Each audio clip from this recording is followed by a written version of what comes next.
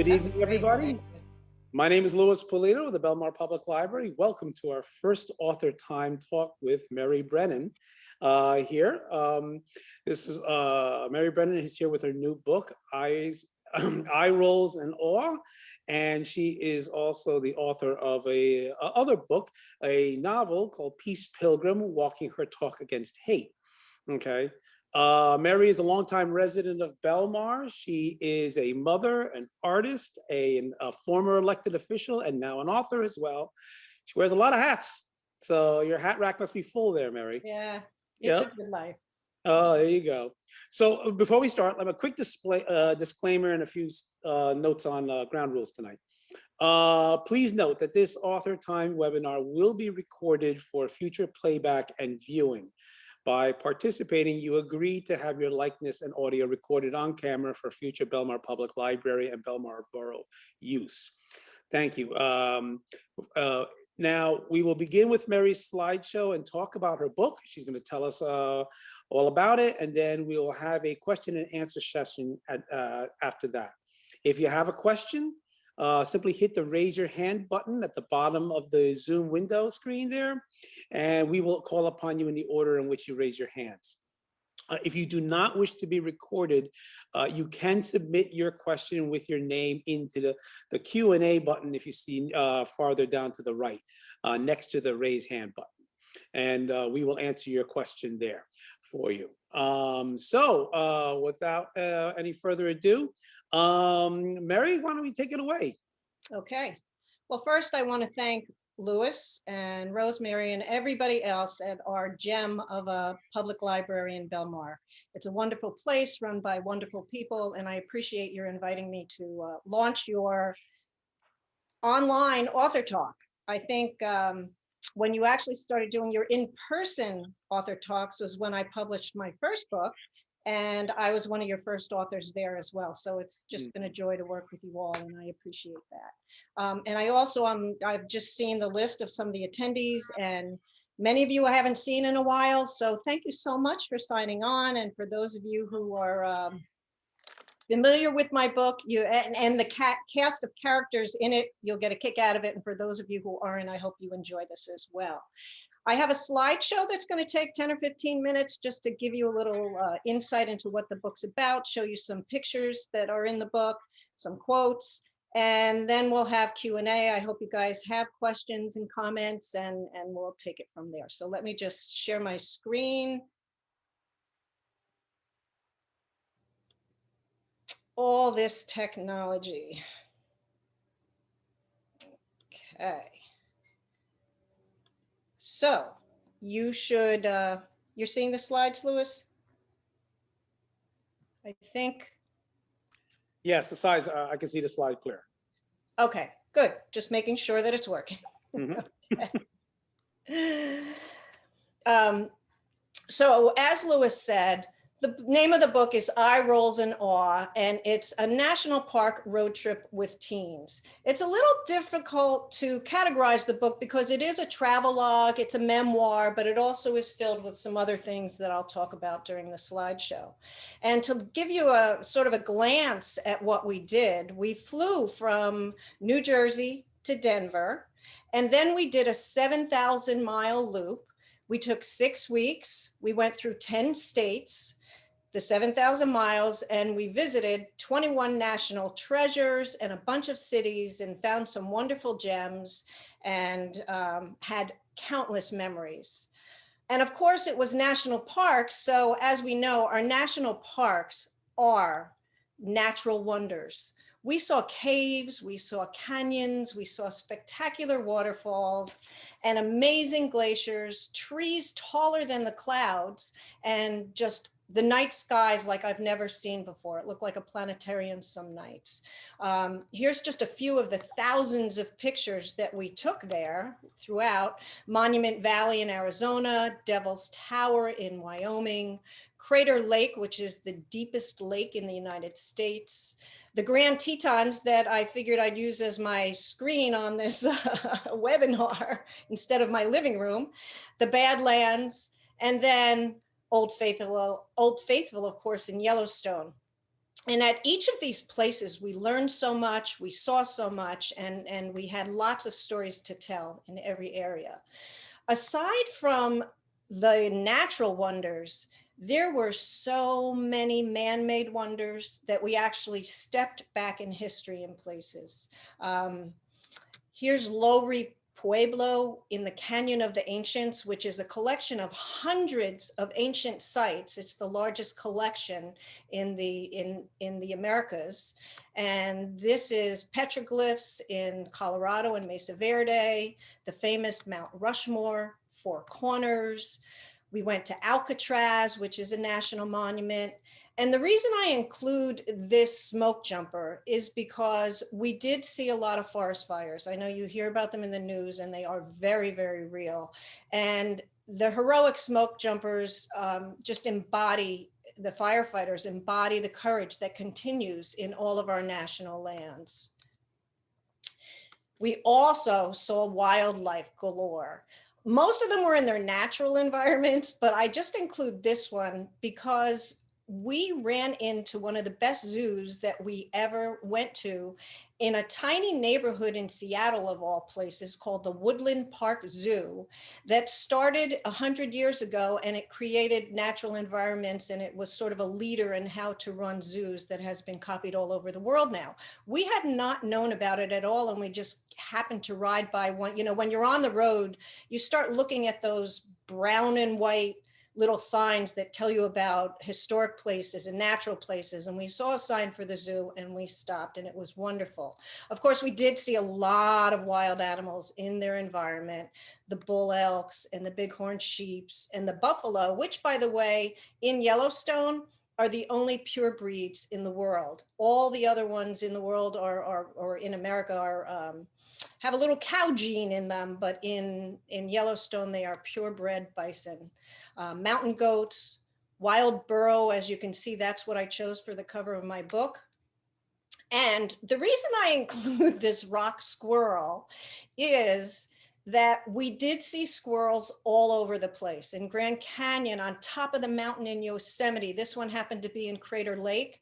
Believe it or not, most ER visits from anybody in the national parks from wild animal encounters is not from snakes, it's not from bears, it's not from tarantulas, it's from squirrel bites, because they come up very close and they try to get your food, and as cute as they can be, you have to stay away from them.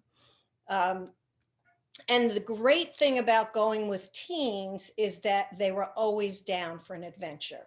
So we hiked, we climbed high peaks, we crawled through ruins. At times that we had to crawl through things that were 12 inches high.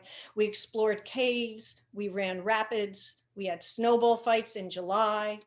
And here's just some of the hikes and other things that we did. Grand Canyon, the rapids on the Yellowstone River, that's Yosemite. This is in Crater Lake in Oregon. This is in Mesa Verde in Colorado, and this is running through some waterfalls in Glacier, Montana. But the beautiful thing to me, I don't know if the kids believed it at the time, when they're at home, and as you know, if you're around children or have children, they normally hang out in their own circle of friends or in their room, or, you know, kind of not usually with their siblings unless they're watching TV. And even nowadays they're on their own individual screens. But with little else, they only had each other. And I have to say, sure, there were plenty of, you know, quote unquote moments, many, and I have a few of them in the book, but my kids bonded in a way that I can see to this day, and I think will remain with them for their entire lives. And we had plenty of time together. They had plenty of games of peanut poker, M&M poker. They even taught me how to play Texas Hold'em. Everywhere they went, they'd pick up sticks and just start dueling or doing things together. They'd have a goofy time, wrapping their arms around the redwood trees, plenty of time around the campfire, climbing on boulders, sitting by mountains. And actually, we had those 7,000 miles in the car. I have to tell you that that's a lot of time together in a small space. We had an SUV, but it was, you know, a lot of time, a lot of miles on the road. So we played plenty of license plate bingo. I Spied, we did Radio Comedy Channel. And I didn't mention at the beginning, but one of the things that we decided to do was limit electronics. And a lot of people thought we were crazy, but we really wanted our kids to look out the window at the country and not at their screens. So we didn't even allow them, we didn't even have a movie player. They each had their, you know, iPods and phones. But other than that, we didn't allow data downloads or anything else. So it was pretty much finding your way and keeping ourselves entertained, which we certainly did. Beyond all that, and I have to say, it's my book and it's from my perspective. So I can guarantee you that my 3 children and my husband, Tom, probably would tell this story in a different way. But for me, I just reveled in our sweet, silly family bubble. And especially the moments that I got to spend with each of my children alone and with them together. That's my youngest son and I on top of a mountain in Mesa Verde watching an early morning sunrise after hiking for a couple of hours. This is on the rim of the Grand Canyon at a sunset. And one thing my older son did at the time, he was wrestling, he was a wrestler, and every time we went somewhere new, he would pick one of us up and do a vertical hold. You know, they certainly did plenty of wrestling, but it was kind of fun to have this picture in so many places. He has his brother, he has his, you know, so it was nice to combine like that. And that's myself and my daughter in a cave. We are in the Badlands there, swimming in resting in hot springs, another hike on the mountain. And one night when I actually went to a ranger talk and I didn't have any takers in a national park, I came back, and of course the car gets really dusty when you're traveling around. I came back and I saw that. So it, you know, who knows, maybe Tom wrote it. I have no idea, but it really, really warmed my heart.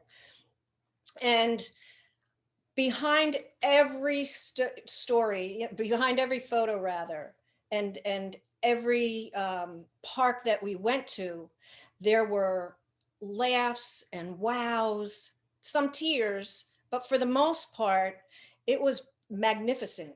And the bottom line is, you know, along with seeing the country, the book is really just about family, about foibles, and about relationships with ourselves and with our magnificent, magnificent national parks. So that's sort of the gist of where we went and what we saw in a nutshell, although the book goes into much more depth and tells a lot more stories about each place and our interactions. But you might you might ask yourself, you know, sounds like a great trip, but why did she write that book? And especially in the midst of a COVID pandemic? Well, I'll tell you why. There's actually 3 interconnected reasons that I personally think were vital to share. For those of you who know me well, and even, you know, some of you who don't, I have been writing about the environment and health for decades in many different facets. And I'm a research geek, and I try to stay really current with the latest research about environment and health. And over the last few years, I've actually seen the skyrocketing risks among our kids, as well as the destruction and threats to the environment. But my research, in conjunction with writing this book, actually gives me a lot of hope, and in each of the 3 areas, and I'll show you. The first one is parent-teen connections. And yes, I know about hormones. I know about crazy schedules. I know, you know, that it can be really difficult. But the latest research shows, and there's been a lot of it, that when moms and dads and caretakers are involved with their teens' lives, even when the kids push back, they not only do better socially, emotionally, and academically, they're also far less likely to engage in risky or harmful behavior. And this is really crucial because right now, suicide is the 2nd leading cause of death in teens and young adults. and drug use has been on a phenomenal rise. So, of course, many factors are involved in this, and there are many, many, many great parents who endure these tragedies. So I'm not saying anything about that, but what I am saying is that we as parents should do everything we can to spend time with our teens. In fact, it's so important that the World Health Organization named family connectedness as one of its top protective factors linked with youth well-being. The second thing, as we all know, it's old news that a walk in the woods is great exercise and it's lovely. But the latest research is showing some phenomenal impacts of spending time in nature. It's showing that it increases mood, improves mood, it can foster creativity, it can accelerate recovery from surgery or illness. It helps kids with ADHD focus better and learn more. The studies are really fascinating, and there's thousands of them at this point, and it keeps getting, more and more into the mainstream. Recent studies have shown that time in nature works better than antidepressants. The Wall Street Journal just had a big story last week about spending 2 hours a week outdoors is probably the best stress reducer that you can have while living during a pandemic. And what's even more fascinating is the latest research shows that the phytochemicals emitted by trees can even prevent certain kinds of cancer by upping our killer fighter cells in our own bodies. So that research is really early, and I'm excited to keep following it. But it's just clear that going out for a walk or doing a little bit outside is great, not only for your kids, but for all of us. And the final element that I looked at was the future of our parks. The United States has over 400 national parks and other public lands, which is fabulous. They belong to us. Every one of us, every citizen owns that land.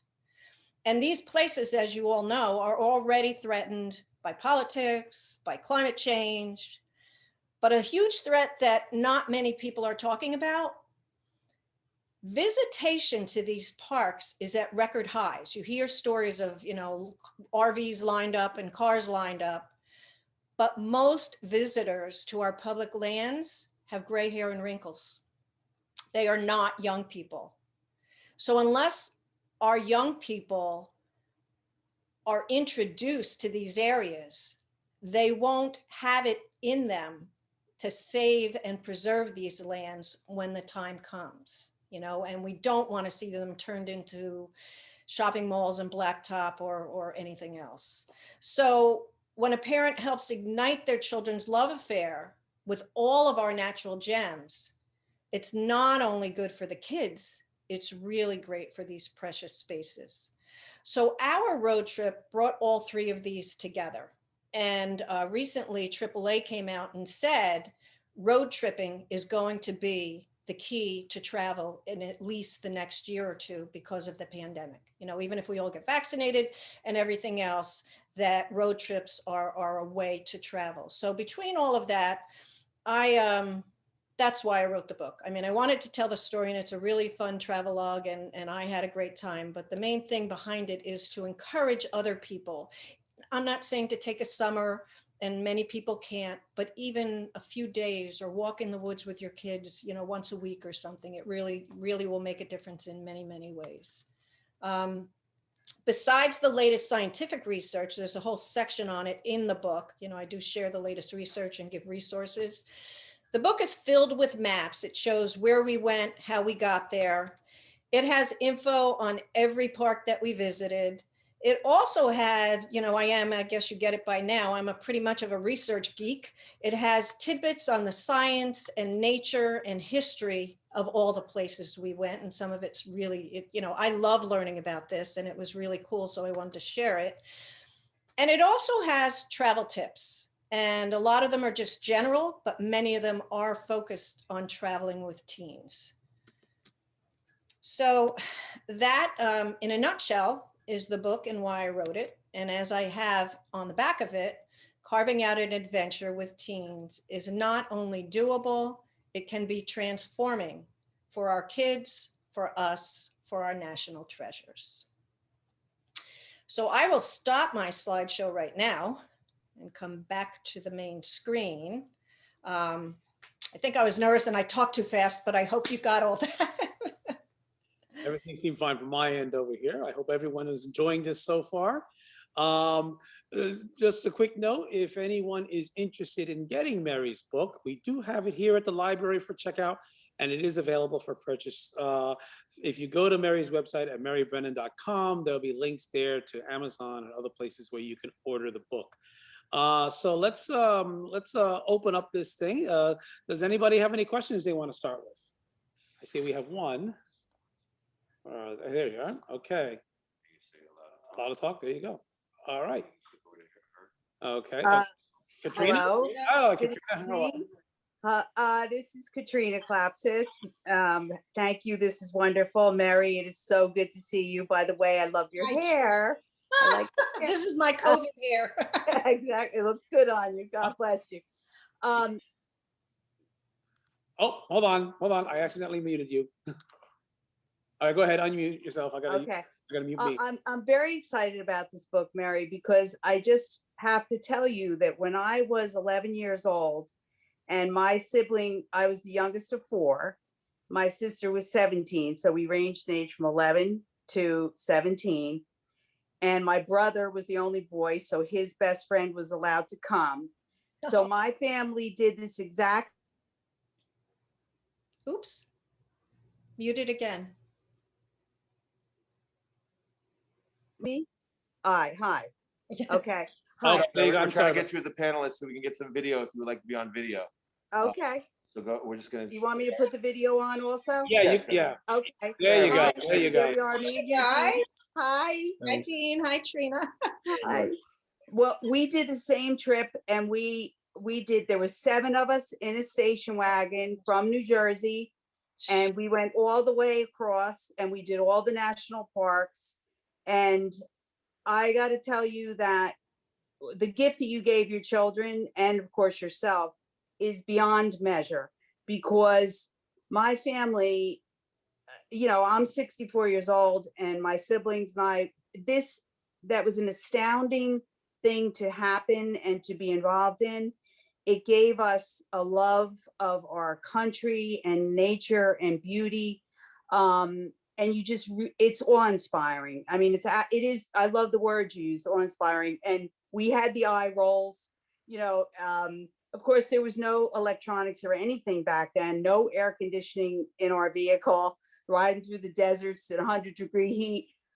But what a gift you gave your family, Mary. And with writing of this book, I can't wait to read it because it's going to bring back so many more memories. And Eugene and I did very similar trips when we were in our 30s. We went out twice and we spent a month both times out west doing the parks and stuff. A fabulous thing. I just really appreciate this. I was so excited when I heard about it, just because it just brought back so many memories for me. And when did you do this? When did this actually occur? We actually did it in 2008. 2008. And your children were how old? They were 12, 14, and 16. Bingo. That's exactly it. Yeah. And it's a priceless gift that you gave. And I've never recovered from that, if you will, in a good way. In a good way. And we've stood on the rim of the Grand Canyon and you look and you just go, it just brings you just so much. And I thank you. It's great to be here. I love seeing you, Mary. And we'll see each other. I can't wait to read your book. Yes, we will. Thank you. That's great. Okay, thank you, Katrina. We're going to take you out right there. What do we do? Make it to schedule to attendee. Okay, boom. Okay, Sharon.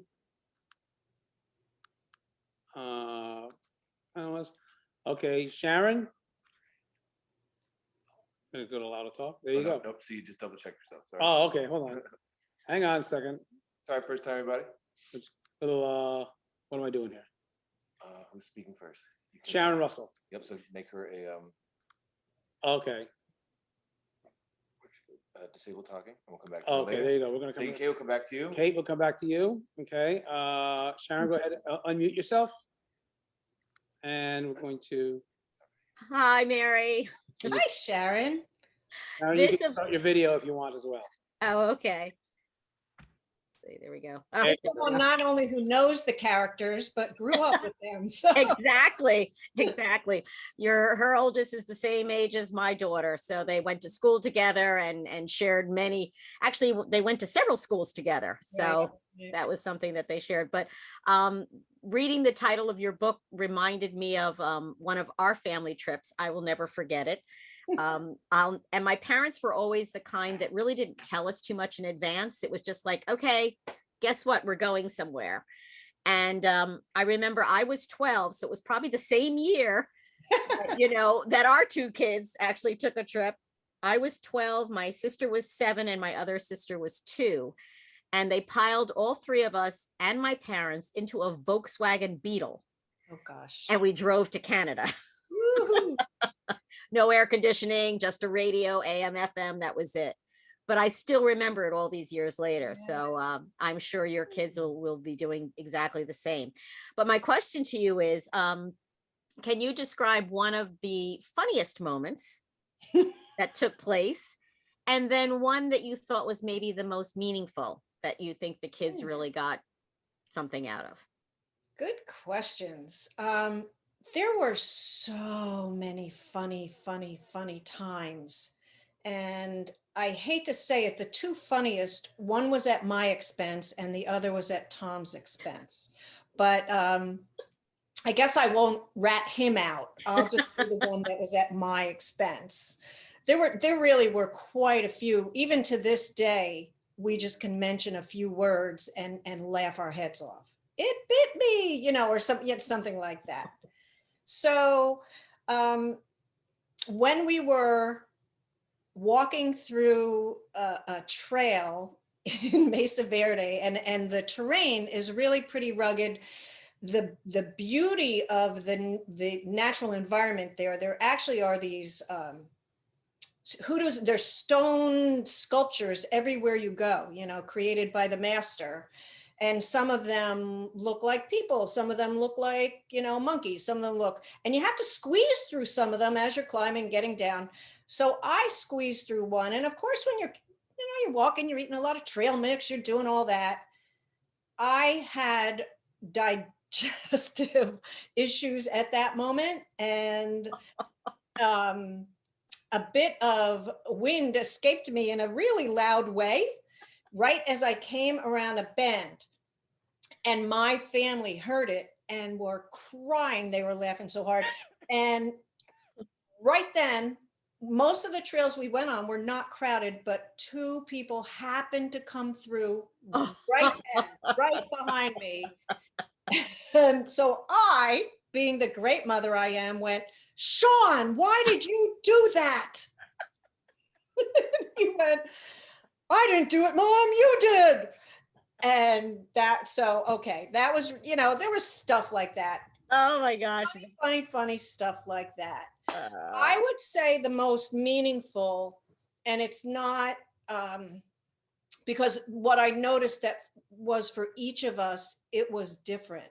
I mean, Huron got to the redwoods, and at least as far as my memories, and I see he's on the call, so I hope he chimes in because I'm sure his are way different, but he was really, really felt those redwoods. And I did too. But I got to the Grand Canyon, even what Trina said, and I was so moved by this great expanse. I think the most meaningful was that sense of how little we are in the universe, yet how connected we are to everything. And for each person in the family, I think it happened at different moments. So that would, yeah, I can remember also, I also went through the Sequoia and the Grand Tetons and Yellowstone. I did most of a lot of the places that you mentioned, but I remember, I think we were in the Sequoia Park, and I had found, and I know you're not allowed to take anything out of the parks, right. Right. And so there was a pine cone that literally was Oh, about, It's big, right, Yeah. right. It was enormous. And the teacher in me, I found a ranger and I said, look, I would never take this without asking. I said, but I would love to be able to show this to my students because seeing is believing. And they're not going to believe because I've taken pine cones from the house and they're like 5 inches long, but you know, to see something that's a foot long.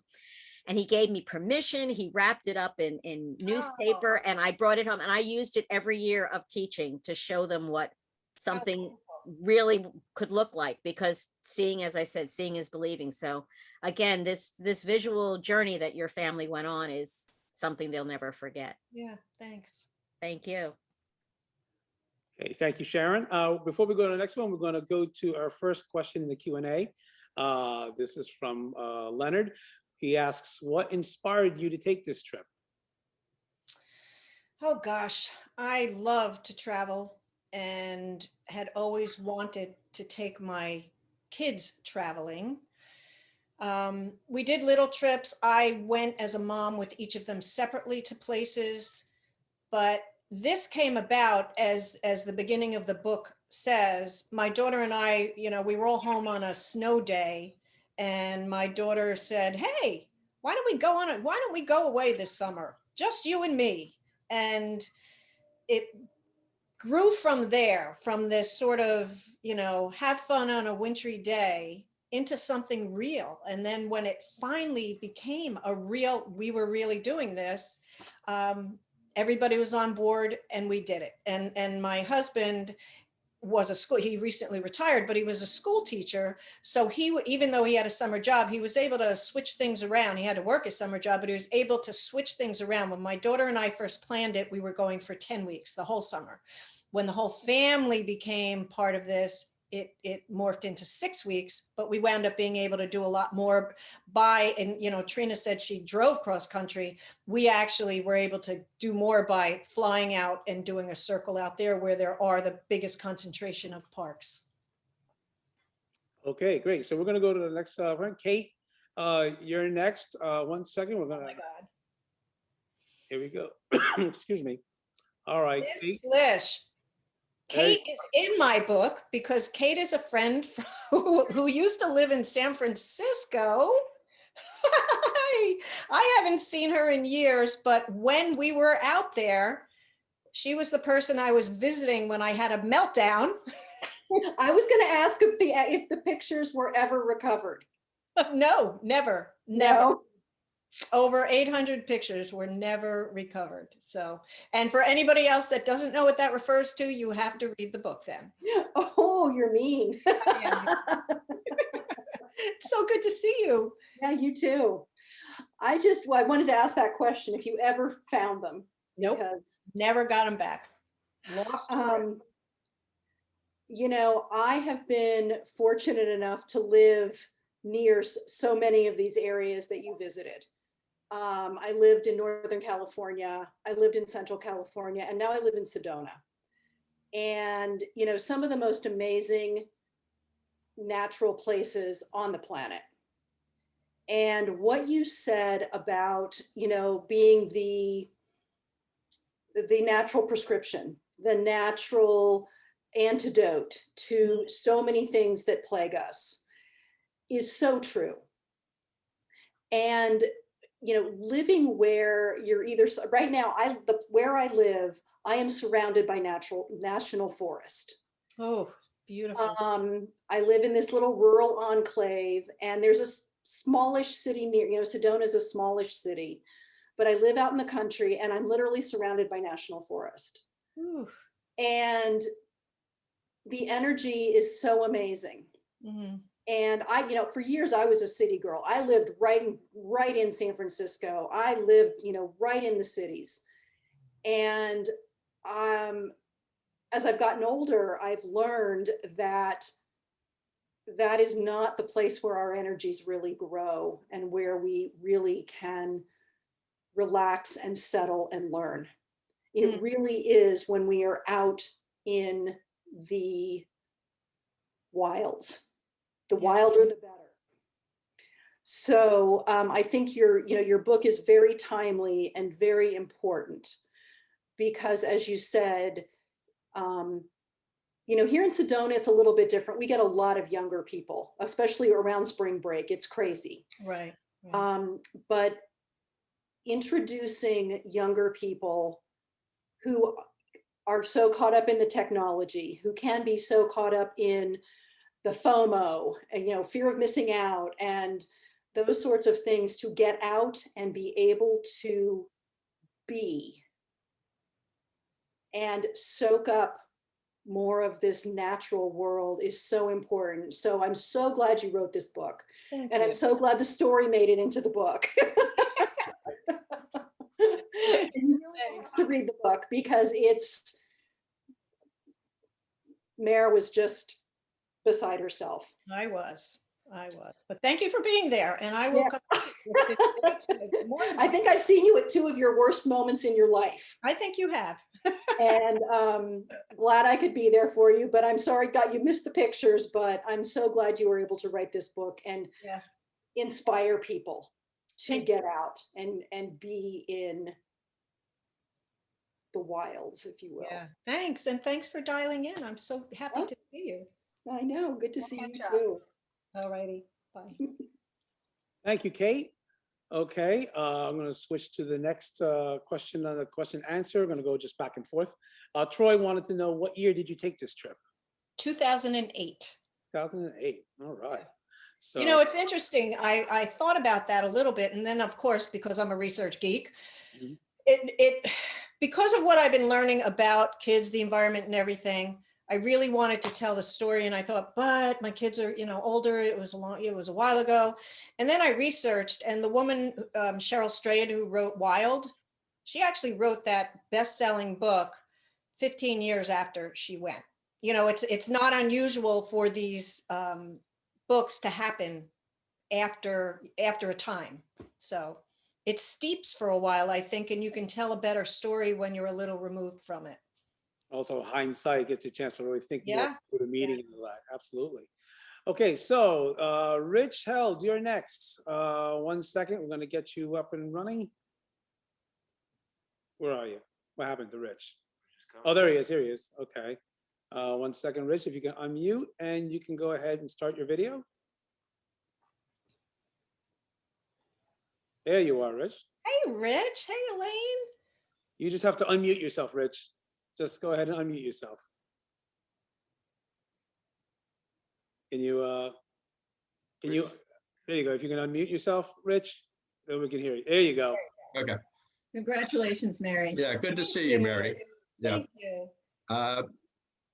So I have 2 questions. One, did you map out your trip beforehand, or did you just kind of follow the road? And I know you a little bit, and I can see you following the road. But and secondly, did you do any camping? And if you did, any camping stories you want to share? We did a lot of camping. Just to get back to your first question, we did map out almost the whole entire trip, because we had, you know, if I could just hop in a van right now and take off, I'd be so happy without having any destination. But honestly, when you have kids and they're hungry, you know, it's wandering around within a specific amount of time is better. And particularly, and I give some tips in the book, you really have to gauge your own comfort level about that. And many of the national parks, their campgrounds and their lodgings sell out if you don't book in advance. Right. And we found that out, and we even didn't get to some of the places. I mean, we started booking in March and left in July. 4 months was not enough to go to some of the places we wanted to go. So Right. for the most part, we did book. We camped in almost every park, state park. The only time we didn't camp is when we were on the road in between. We'd stay in motels, and we didn't book in time to be able to camp in Grand Canyon. So we had one of their basic cabins, the basic lodge. Were you on the North Rim or South Rim of the We canyon? were on the South Rim. Yeah, but even the North Rim was sold out at that time. It's just, Yeah. you know, it's popular. And so we had tons of really fun camping stories. Just, you know, you live in this tent, and There's one in the book about, you know, the kids fooling around at night, and then we're around the campfire a lot. And again, without the electronics, you just find a way to have fun, have games, you know, have a good time. And we did. I would say one of our stories is about 7 years ago, we decided to go to Kansas, where my son and his family lives, with my daughter and her 3 little children. I think there were like 3, 5, and 7, and we vowed never to do it again. But now they're older, so. Yeah, Right. I think, you know, that's why teenagers is, you know, that it had its challenges too, but they weren't little. So Yes. and the one thing that I do say in the book, which is pretty funny, when you have 3, it is when you have a family of 5, there's always one person who's a tiebreaker when people want to do different things or camp in a different campsite, and that those dynamics can get pretty funny too. So Yeah. That's it. Thank you. Good to see you. good to see you. Thanks. Thank you, Rich. So we're going to go to a question real quick. Sarah asks, and here's a good one. What was your writing process? Did you take notes during the trip? So many conversation details. I wondered if you kept notes during the trip. Yeah, my son asked me the same thing when he told me that I didn't capture him well. No, I'm kidding. He told me I captured everyone else fine, but him, no. I kept a journal. I've been keeping journals my whole life. You know, I write for a living and have always kept notes, kept journals. I did not record dialogue or keep dialogue journals. As a creative writer, I added those in based on, you know, I don't remember exactly what people said years ago, but knowing the characters and knowing the situation, I recreated a lot of that dialogue. So my writing process was to go through all of those journals, and they were many filled with tiny handwriting and my notes of the joys, the not so joys, the sort of impact that the natural environment had on me. And then as someone who researches and does a lot of research writing for a living, I did a lot of research. I actually did research to find out about you know, things that even though I sort of knew, I wanted to make sure the history of every park and the geology of every park and where we were going and the history of the towns that we drove through and the cities that we stayed in. So it was a combination of using my notes, doing research along the way, and then pulling it all together as a writer, which is my craft and my trade. And I, you know, hopefully have done it well enough to engage you in the book. Okay. Oh, wonderful. Next up is Ann Kelly. 1 second, we're going to get you up and running here. There she is. And if you could go ahead and unmute yourself, and we're going to start your video and we can see you. Hi, Ann. What am I looking at? Oh, there I am. Hey. Ann and her sister hike with me now, so That's we right. hike together. Yeah. Couple of questions for you. One is, did you map out ahead? Yeah, like, did you have a sweet spot of how much you wanted to drive each day? Did you have mega days of driving? Or... We did. We actually decided up front that we did not want to drive more than 5 or 6 hours a day, just having the 3 kids in the car. There were 2 days that we had to go, I think 9 hours and 10 hours, and only those 2 days. And especially towards the end, when we had been on the road for over a month, we knew that we'd be sick of being in the car, and we planned things closer together. So we more or less, I mean, we variated, like, as I said, you know, we saw the zoo and we stopped there and we went to places that we hadn't anticipated, but for the most part, we did map out distances. Yeah, because Julie and I took a little road trip and we figured out that there was only a certain amount we wanted to drive each day. Otherwise, it sort of takes away from the whole experience. Right, because you get yeah, sick of the road. The other thing is, did you sort of change anything on the fly and decide to go someplace you hadn't even thought about just because it sort of struck your fancy or? A couple. We did have a few little stops that we hadn't even known about, let alone planned ahead of time. And that was sort of the wonderful surprise in the country that, I can't say we rambled down side roads for, days on end, but we did sort of see things and say, oh, this looks really cool. Let's go there. So we did a couple of those. We did a few of those. Great. Good to see you. Good to see you too. I hope we'll be out there again. I'll look forward to it. Okay, thank you, Ann. All right, question here. Sean asks, how long did it take you to write the book?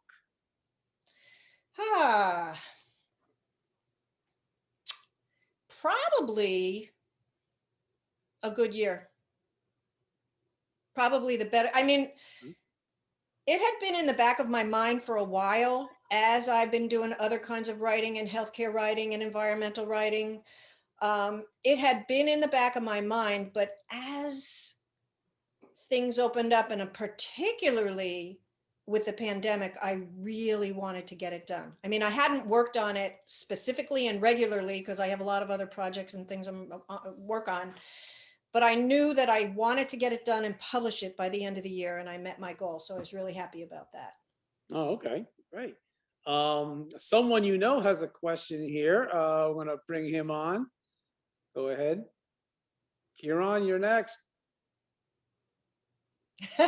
Popping up, here he comes. Now, if you can go ahead and just unmute yourself, Kieran. Kieran lives on a mountaintop now in North Carolina. So, hey. Hey, hi, Jackie. Hi, Kieran. So this is what my son Kieran looks like now. Hi. His partner, Jackie. So my question is, what's the other worst part of your life? That Kate brought up. Yeah, But I'm kidding. Yeah, I'm kidding. The other worst moment she was with me. Yeah. That offline. Don't worry about it. So I really don't have any questions about the book, but I do want to say that anyone who's logged into this Zoom meeting and everything like that, the book is great, and you should get yourself a copy if you haven't done so already. Thank you. Yeah, no problem.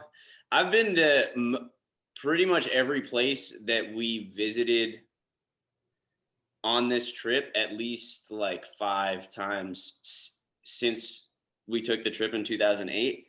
And I definitely would not have done that if I hadn't gone on this vacation with my family at such a young age. And I mean, everything that she was talking about, you specifically mentioned when I saw the redwoods for the first time. And then you went on to speak about just that feeling of like, we are so insignificant, but there's definitely a role that we all play at the same time, when you're in the scope of nature like that. And I just really appreciate that you raised me and your other children, to feel that way. And Okay, Louis, we have to save this clip, right? Yeah. This is going to be recorded. It's all recorded. So we'll get nice. And so regardless of whether you have or haven't been to the parks, it's a great book to read. And even if not for anything more than you don't know my mom and you want to know what her family life was like, and so you could just be like a creep about it, that's cool. Get yourself a copy. Okay. Well, good to see you, honey. Yeah, you too, Mom.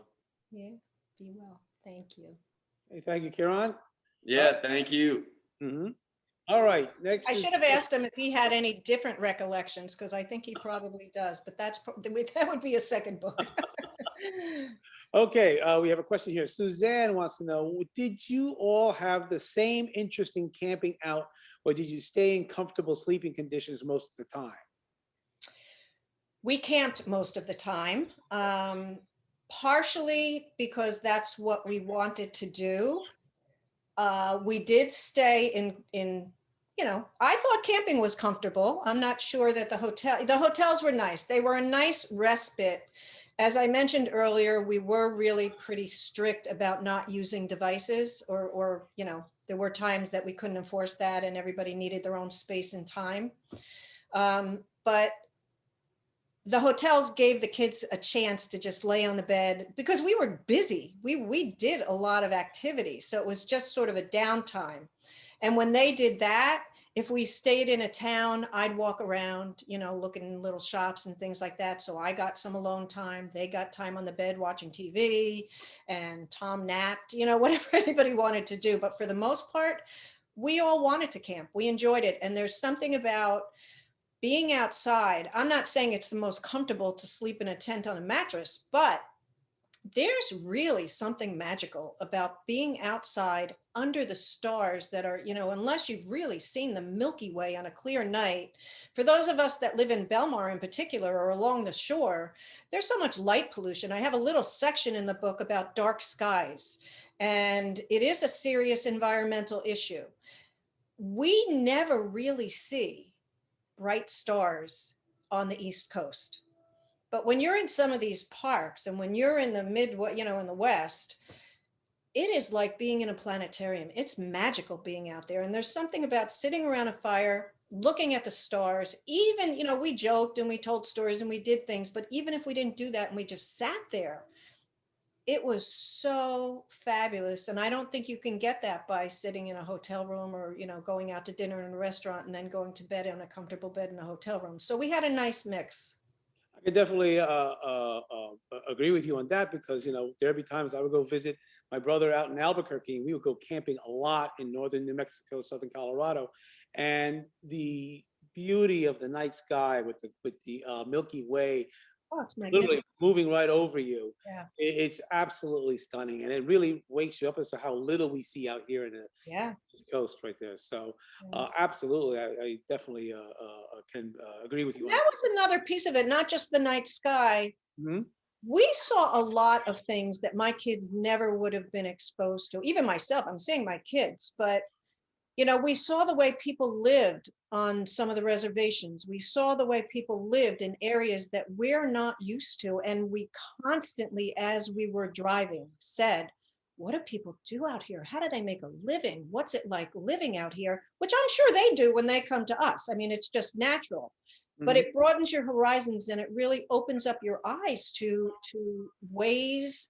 And, you know, there's so many differences in our world today, and you can see how when you're at these places, people are people. We're all the same, and we live on the same earth. You know, there's something about it that really brings you a sense of connectedness rather than separateness.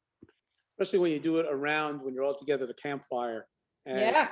And s'mores and marshmallows also is a big lots of s'mores. Right. Okay, we're going to go to our next one. Is Leonard has a question over here. We're going to bring him on. You ready, Leonard?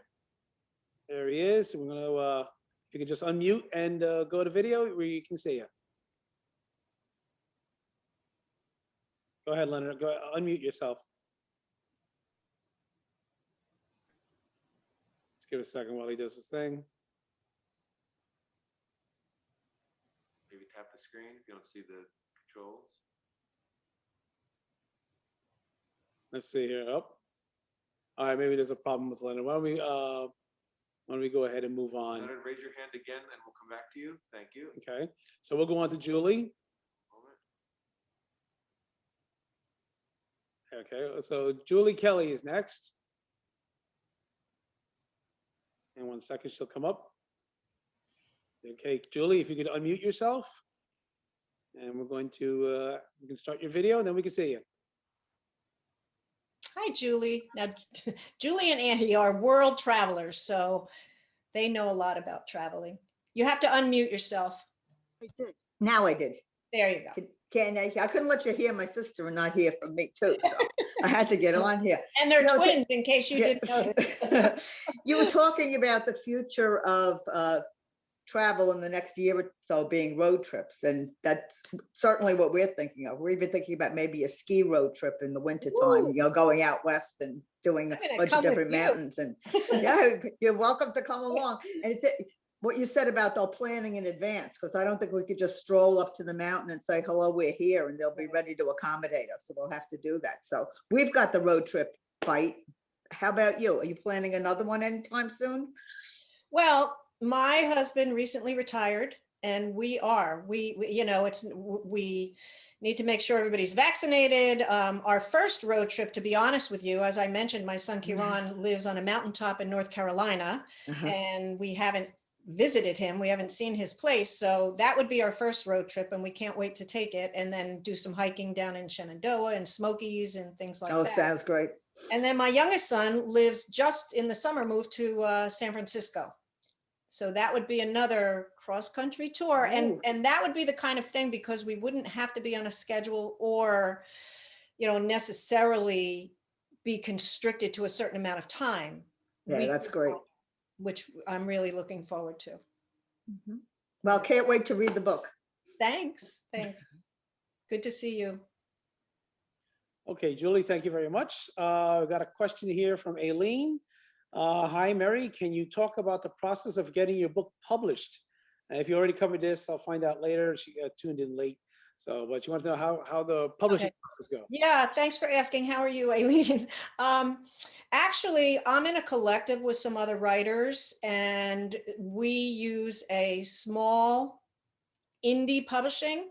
I don't want to get in, I don't want to make this a workshop about traditional versus indie publishing, but there was a lot of reasons that many authors are leaning towards the indie publishing now. And so it is a tiny independent press called Riding the Waves, and it's a print on demand service. So basically when people order books right now, as Lewis said, or I guess he will say, it's available through Amazon.